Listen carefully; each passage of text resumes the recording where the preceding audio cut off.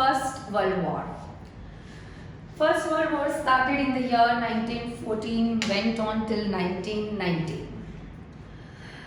What were the reasons that led to First World War? There are several reasons which had been building up over the years, and finally that led to First World War. So first let us understand the causes that led to First World War. So at that time in European countries, there was a feeling of nationalism which had developed among all the European countries. There were so many European countries. There were Germany, Italy, France, Belgium. Okay, these all countries had started developing the feeling of nationalism. Now, first, what do you mean by nationalism? Nationalism is the feeling of oneness, feeling of unity. You develop the feeling of this oneness and unity with your other member countries with your other countries' people, because you feel you share same history, same culture, same political background, same language, same territory. So all the countries started developing feeling of nationalism. Nationalism means feeling of oneness. Feeling of oneness or feeling of unity. Slowly, this nationalism turned into extreme pride. All the countries began to feel extreme pride that they began to consider their country superior than other countries. So the extreme pride turned into superiority. This all started with the feeling of nationalism. This led to extreme pride among all the countries. They were filled with so much of pride that they began to treat their country, they began to consider their country superior to other countries. And that turned into aggressive nationalism. Now, aggressive nationalism, very important. What is aggressive nationalism? How is nationalism and aggressive nationalism different from each other? Nationalism was feeling of oneness, feeling of unity for your country. Aggressive nationalism, you develop feeling of oneness and unity for your country to that extent that you develop hatred for other country. These countries who were filled with extreme pride, they began to consider their country so superior. They wanted to strengthen their country to that extent that they were ready to harm other country. Love for one's own country and hatred for other country, that is called as aggressive nationalism. So the nationalism turned into aggressive nationalism. I'll give you a few examples of aggressive nationalism that time. Now, France. France wanted to conquer Alsace and Lorraine. They were with Germany. Now, to get Alsace and Lorraine, France was ready to harm Germany to any extent. So this is one example that France is thinking only about its own interest, for which France is ready to harm Germany to any extent. And what is the interest of France? To get Alsace and Lorraine. On the other hand, there was Italy. Italy wanted Trentino and Trieste from Austria. Italy wanted Trentino and Trieste from Austria, for which Italy was ready to harm Austria to any extent. This is another example of aggressive nationalism where Italy wants to strengthen at the cost of Austria. Balkan states, there were many countries which were part of Balkan state who had joined other countries.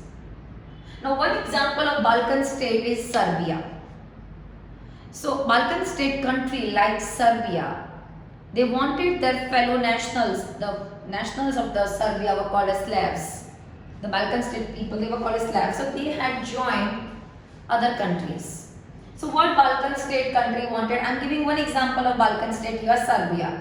So Serbia wanted all the Balkan state nationals, whoever has joined other country, all those people should join Balkan states and make Balkan state bigger and stronger. So this is all how it started. It all started with a great feeling like nationalism. But that nationalism turned into pride, pride turned into superiority. And that made countries filled countries with aggressive nationalism. France wanted Alsace-Lorraine from Germany. Italy wanted Trentino-Trieste from Austria. Balkan state countries like Serbia wanted the fellow national slaves to join Balkan state so that Balkan state become bigger and stronger. It did not stop at aggressive nationalism. Now these countries basically, if you see, on the name of aggressive nationalism, they were trying to follow expansionist policy. They were just trying to expand their territories. So these countries, on the name of nationalism, began to strengthen. On the name of nationalism, they were following nothing but expansionist policy. Correct? This is not nationalism.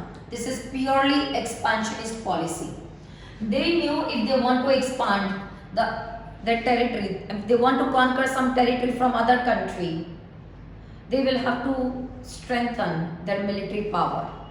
So all countries began to strengthen their military power. In fact, that time military power became symbol of prestige. They began to, just because they knew these countries, if they want to conquer, they might have to get into war. So they began to strengthen their military power. Every country began to increase their military power. As I said, it did not stop at aggressive nationalism. Now this aggressive nationalism turned into imperialism. What is imperialism? So imperialism means a powerful country establishes control over a weaker country. A powerful country establishes control over a weaker country. How would that powerful country do that? Let's say a powerful country will try to expand its control, establish its control over a weaker country, maybe through war, through political pressure, through economic pressure, or through territorial expansion by acquiring the territory. I repeat again, what do you mean by imperialism? This aggressive nationalism led to imperialism. What is imperialism? Very important to know what is imperialism.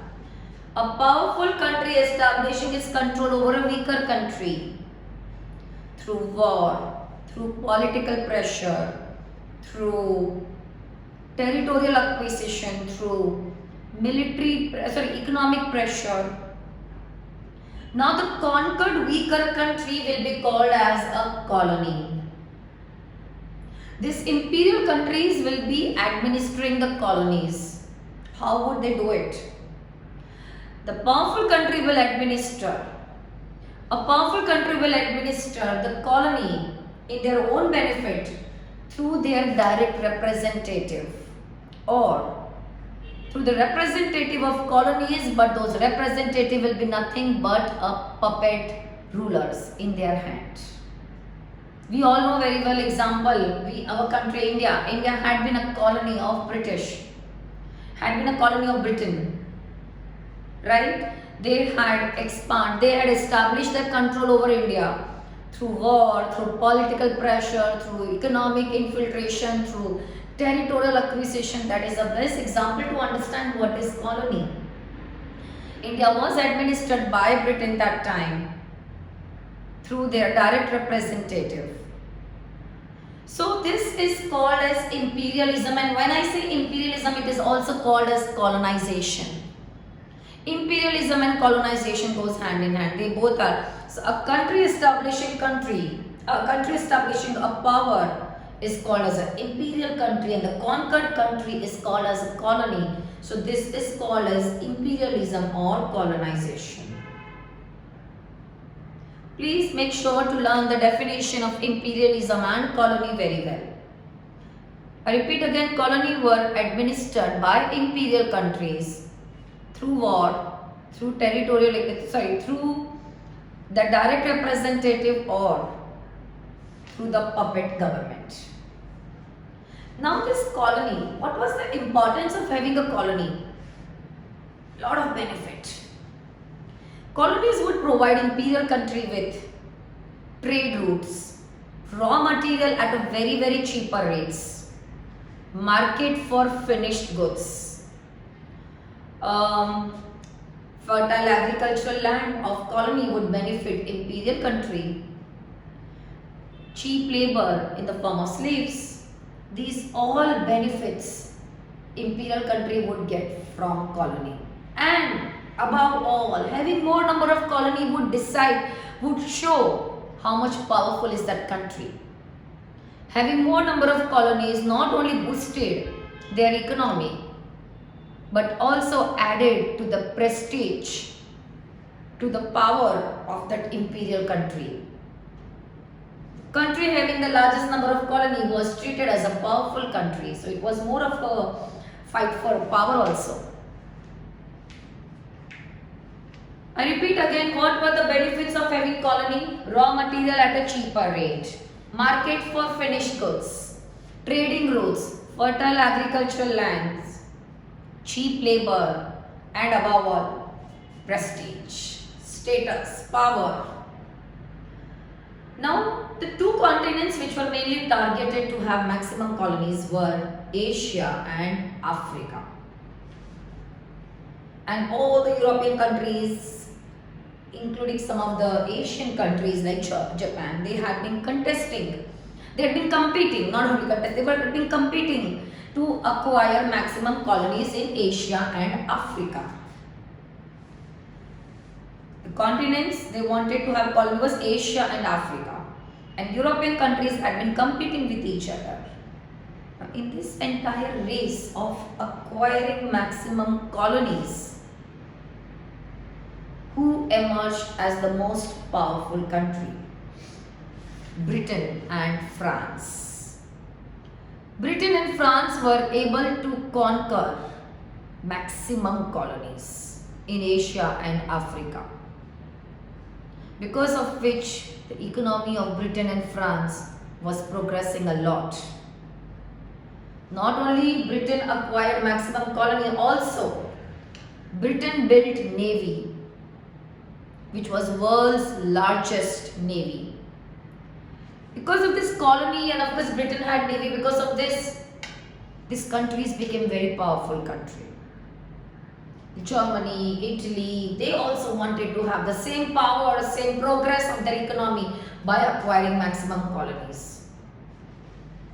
That led to clash of economic interests because all of the countries were competing for the same colonies. That filled the atmosphere with international tension.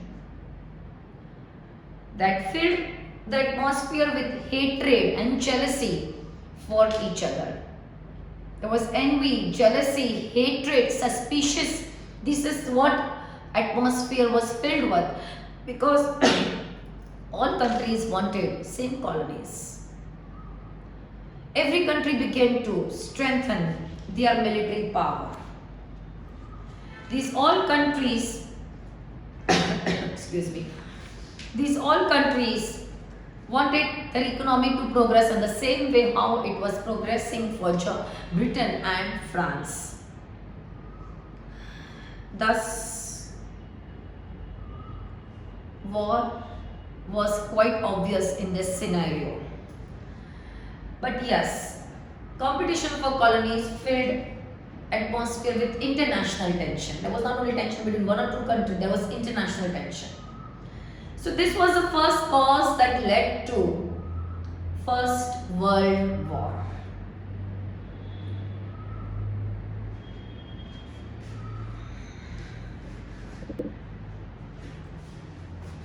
The second reason that led to World War I was race for armaments. after Franco-Prussian War, we don't study First World War about that, but definitely that was one of the reasons that after Franco-Prussian War began mad race for armaments. All major European countries were stockpiling the armaments, and they were stockpiling armaments on the name of international peace and self-defense, which was of course not a reason. Now already, like, there was stockpiling of armaments. One country would stockpile weapons, the other country would get into the same competition. This filled atmosphere with a lot of fear. In all this scenario, Germany made very good progress. Germany had few colonies in Africa, and also Germany had few islands in Pacific. Germany wanted to protect them.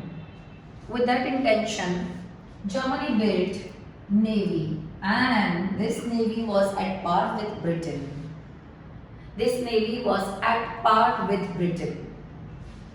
Second, Germany made lot of progress in the production of iron and steel. Till now, in the production of iron and steel, it was Britain and France who were leading.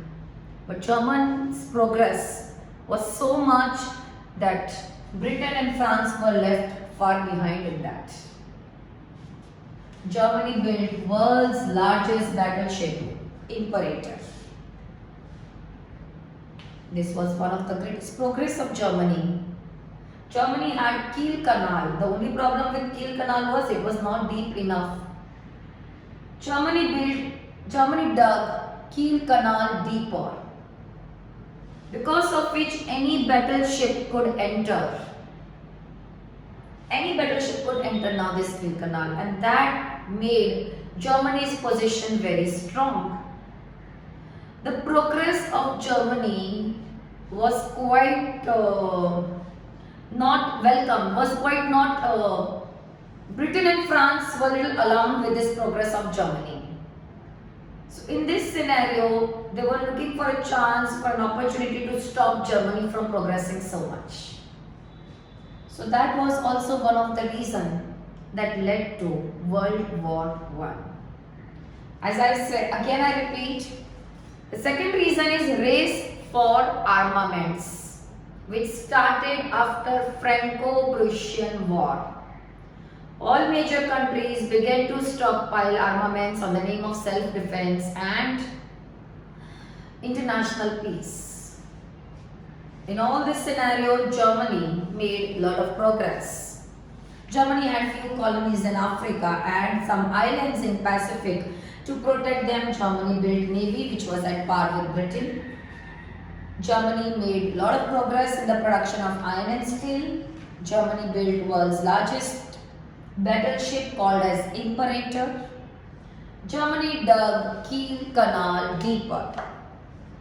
This progress of Germany was quite concerning for Britain and France. So in this scenario, it was quite obvious that war was inevitable.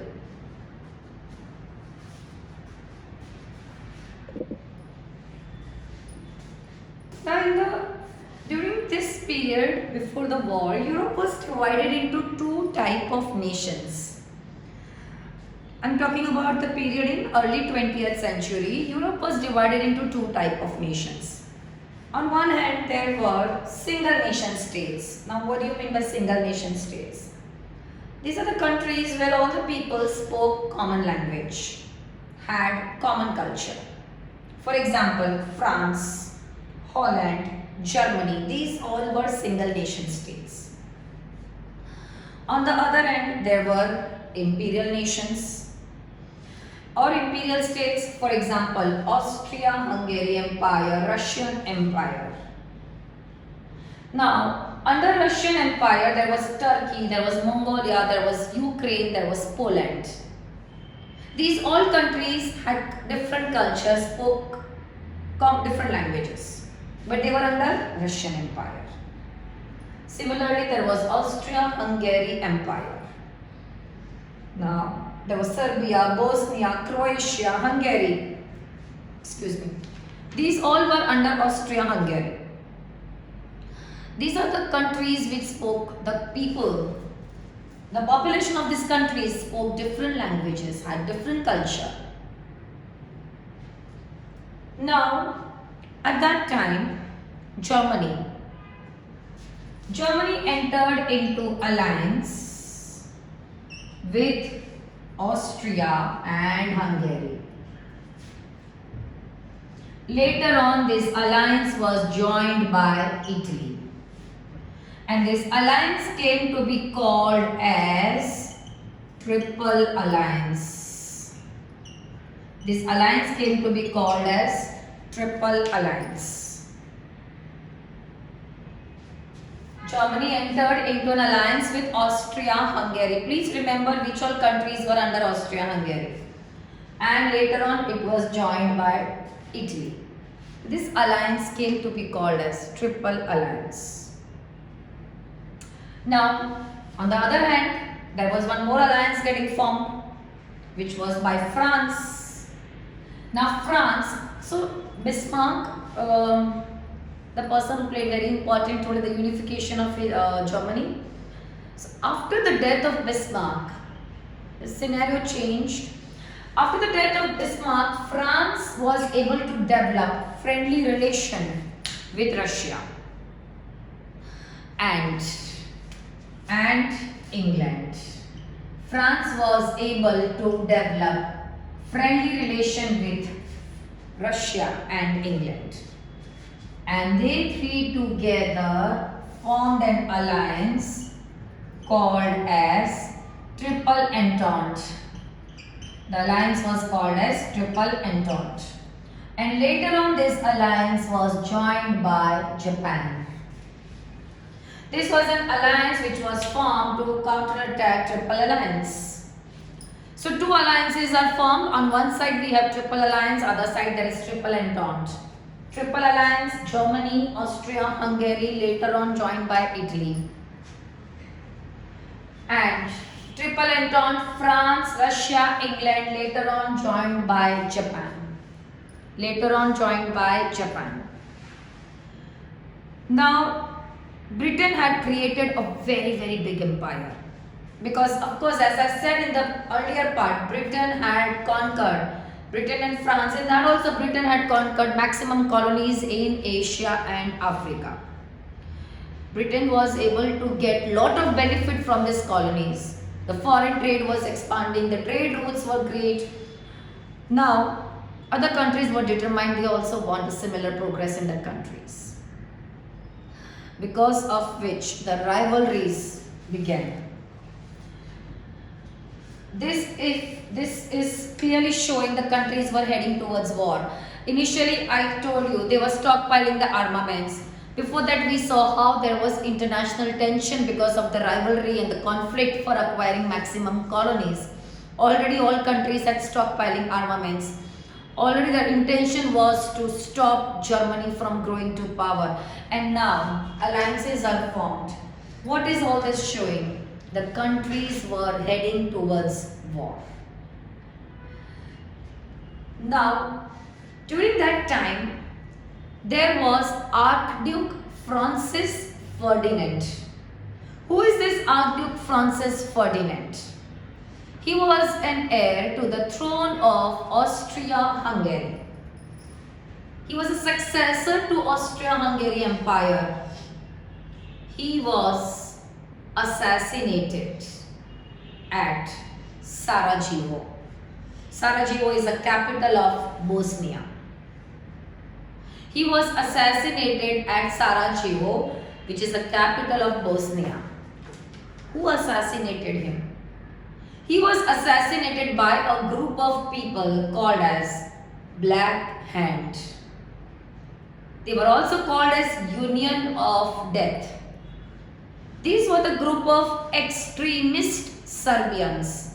If you remember in the beginning I spoke, Serbia was one of the Balkan state who wanted all the Balkan state people to join Balkan state to form Balkan state bigger and stronger. So Serbia, there were some extremist Serbians and they had formed this group, Black Hand. they assassinated Archduke Francis Ferdinand on June 28, 1914. Now, he was a successor to the throne of Austria-Hungary. So, Austria was determined to teach lesson to Serbia. Austria gave ultimatum to Serbia. The ultimatum was 11 demands. Austria gave 11 demands ultimatum to Serbia, asking Serbians to accept all the 11 demands or be ready to face the consequences. Serbia was ready to accept all the demands except for one demand. That particular one demand, if Serbia would have accepted, it would have led to loss of sovereignty of Serbia. So that particular one demand Serbia was not ready to accept. As a result, Austria declared war on Serbia. And this led to the beginning of First World War. This is also called as immediate cause of First World War, or we also call it as Sarajevo crisis.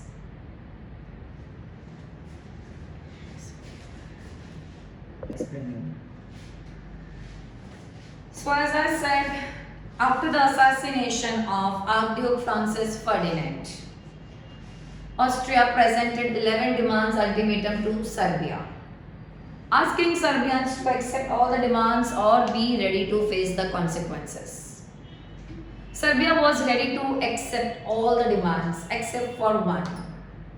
Because that particular one demand, if Serbia would have accepted, it would have led to loss of sovereignty by Serbia. So, as a result, Austria declared war on Serbia on July 28, 1914. Very important to remember this date. This was the beginning of the war. Now, Russia started preparation to support Serbia. Austria's alliance was Germany. In the beginning I told you, like in just some time in the last course, that Germany had formed an alliance with Austria. So Germany declared war on Russia to protect the alliance Austria. Germany knew that Russia has two more countries as an alliance, Britain and France. So Germany declared war on France. Germany also sent its troops, its army in Belgium, and from Belgium they were going to press upon France. I repeat again, this war began with Austria declaring war on Serbia. Who decided to support Serbia? Russia. Now enters Germany in the war because it's an alliance of Austria. So Germany declared war on Russia. Germany declared war on France, who was an alliance of Russia. Germany sent its troops into Belgium, and from Belgium they were going to press upon France. Now the alliance of Russia and France, Britain. Britain entered the war and declared war on Germany. Japan wanted colonies of Germany. Japan wanted colonies of Germany which were in Far East. With that intention, Japan also declared war on Germany. Italy, if you remember, Italy was a part of Triple Alliance. Still, Italy in the beginning was neutral. And later on, Italy broke the alliance and declared war on Germany. Declared war on Germany. In fact, later on, USA also declared war on Germany because of German U-boat had sunk American ship Lusitania. So these are the reasons. This is how the war started with Austria and Serbia, but later on it came all on Germany. Two small countries had supported Germany at that time, Turkey and Bulgaria. The places where the wars were fought, they were called as front. When the war started, Germany, Austria and their allies, they came to be called as Central Power. Britain, France, Russia and their allies, they were called as Allied Powers. So now when the war started, it was Allied versus Central. Allied power versus Central power. Lot of fight took place in the Middle East also. Lot of fight took place in the sea also. In fact, in Middle East that time, Ottoman Empire was very strong. Allied powers attack Ottoman Empire. He was ruling Turkey. Ottoman Empire's head was Caliph and Ottoman Empire was ruling Turkey. At that time, Allied powers attacked Ottoman Empire also. So Middle East was also involved in war. This is how the war started and this is how everybody got into war against Germany. So this way war went on. Of course, in the middle of the war, Russia had exited the war. Russia had left the war. And when the war ended, the Allied powers was not Britain, France and Russia. It was Britain, France and USA. So these were all the causes that led to First World War.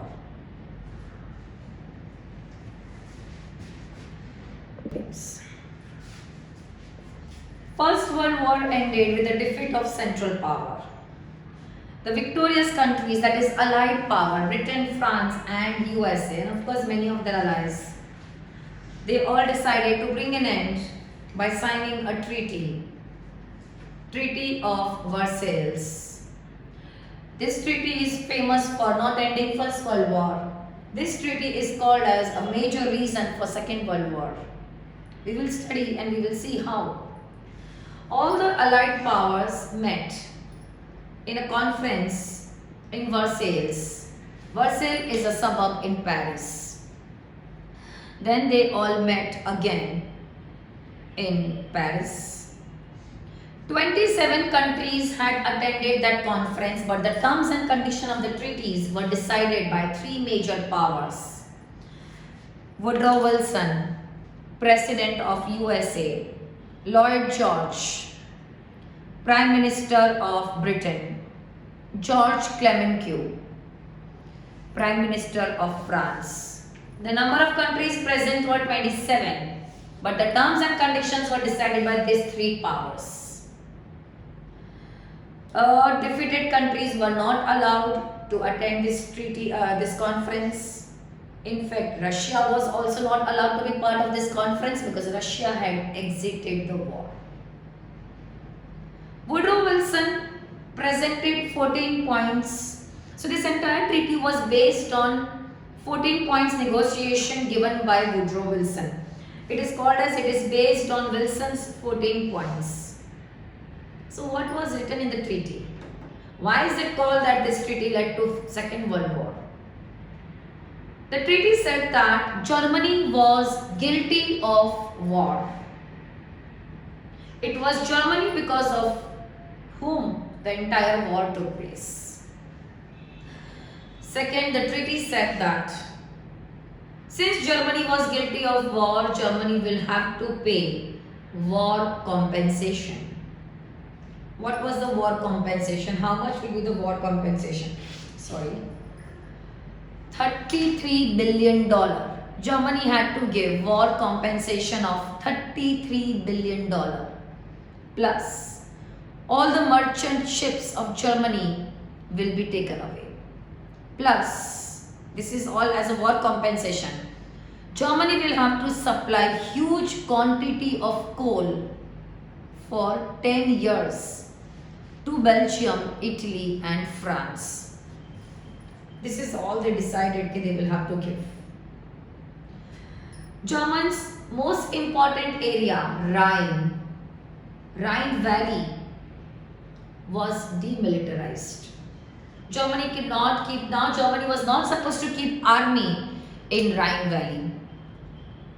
In fact, the area which was to the west of Rhine will be administered by Allied troops for 15 years. Germany lost maximum of its territory. Alsace-Lorraine, it was given to France. Schleswig was given to Denmark. Malmedy was given to Belgium. Germany's most important port, Danzig, it was made as a free port and it was given away to Poland. And they not only gave it to Poland, they also made it as a free port. Alsace-Lorraine, France. Schleswig, Denmark. Malmedy, Belgium. Danzig, Poland. Germany had a very important coal mine, Saar. S-A-A-R, Saar. It was given away to France for 15 years. And it was said that France will, means all the coal will go to France and it will be administered by League of Nations. So basically Germany lost control from Saar. And it was one of the biggest source of coal for Germany. Also, Germany lost all her colonies. Not only colonies, all the pre-war territories were also taken away. Germany had a lot of colonies in Pacific. In fact, they were under the control of China, but they were given away to Japan.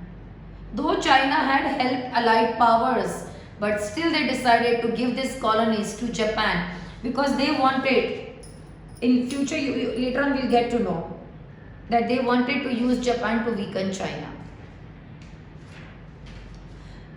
Germany's military power was reduced. Germany could not have more than 1 lakh army. Germany could not have more than 15,000, 1-5. Germany could not have more than 15,000 Navy people, Navy officer. No air force, no submarines. Air force and submarines in Germany were banned. 4 countries got complete independence: Belgium, Poland, Yugoslavia and Czechoslovakia. Belgium, Poland, Yugoslavia and Czechoslovakia. These are the 4 countries who got complete independence. Also, the treaty said they will establish one organization which will do the work of maintaining international peace and prevent such wars in future. And that organization was called as League of Nations. It was called as League of Nations. So this is all the terms and conditions were according to Treaty of Versailles. And if you see, this treaty was designed in such a way that it destroyed Germany economically, politically, military-wise, financially. The terms and conditions of treaty were designed in such a way that it led to downfall of Germany. Also, after the First World War, so this was the first consequence. First World War ended with the Treaty of Versailles. Because of First World War, second consequence was territorial rearrangement. In fact, before the First World War, there was European supremacy everywhere, but after First World War, USA surpassed European countries and US began to emerge as a world power. In fact, after the First World War got over, 3 important ruling dynasties were destroyed. Romanov dynasty of Russia. I repeat, Romanov dynasty of Russia. Habsburg dynasty of Austria-Hungary.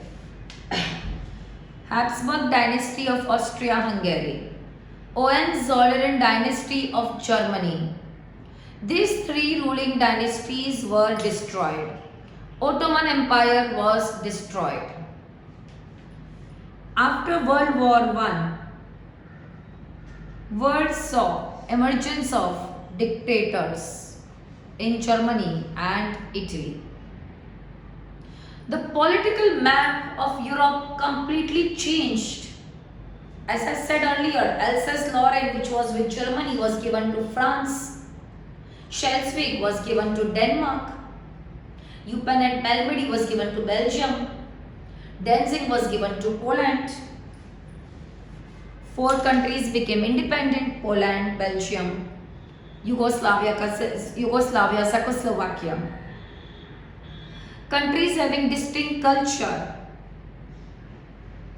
like Estonia, Latvia, Lithuania, these also emerged as independent country.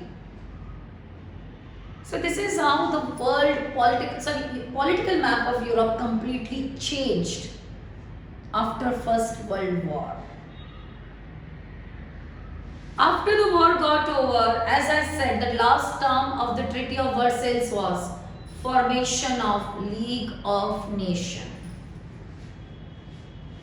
League of Nations entire idea was given by USA. And the biggest blow to League of Nations was USA only did not join it.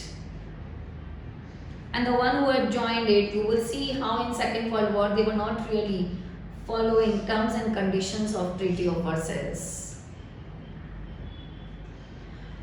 League of Nations was going to work for what? According to League of Nations, the aims and objectives were to prevent any country from entering into secret treaties and alliances. The League of Nations said that the member country should not possess armies, should not have weapons, should not have armies, should not have warships. According to League of Nations, all countries will respect each other's independence. Also, according to League of Nations, all countries will refer to their mutual dispute through peaceful settlement. Also, League of Nations said that if any member country becomes aggressive, League of Nations will take action against that country.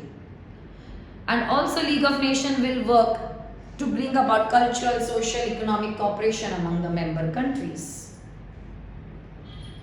So this is how League of Nations was established after First World War. But as I said, USA only did not join it. Germany and Soviet Union were not allowed to be member of League of Nations. And thus, because League of Nations was not really powerful, how it will lead to Second World War and several other reasons led to Second World War, we will see that in next chapter. Thank you.